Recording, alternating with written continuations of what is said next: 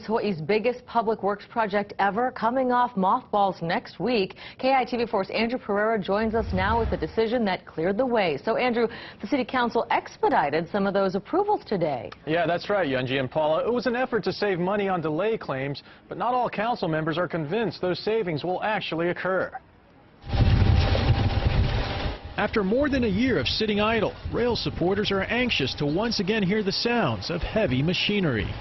For me, my neighbors, and tens of thousands of people living in Leeward and West Oahu who must travel this highway on a daily basis, the rail project cannot come soon enough.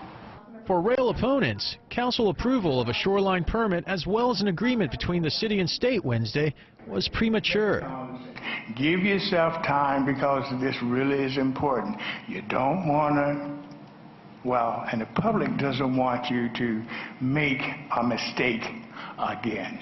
So far, the rail project has racked up more than $35 million in delay claims, and the Transit Authority is keenly aware that time is money. Every workday that passes, we're about $200,000 in terms of losses to this project sitting idle.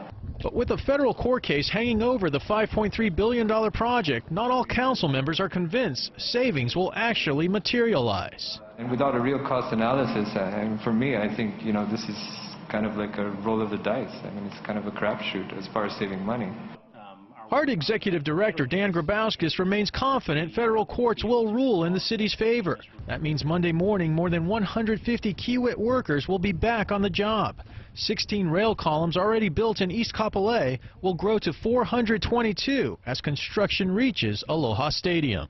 Where we've already awarded the contracts to Kiewit for East Kapolei to Aloha Stadium will be underway throughout that entire corridor.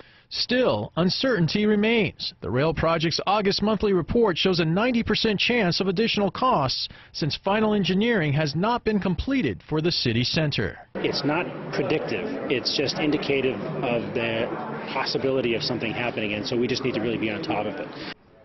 The Ninth Circuit Court of Appeals has yet to issue a ruling on whether the city adequately studied alternatives to rail. Meanwhile, the Transit Authority continues to comply with a federal judge's order to further study the impacts rail will have on sensitive areas in the city center. We'll send it back to you.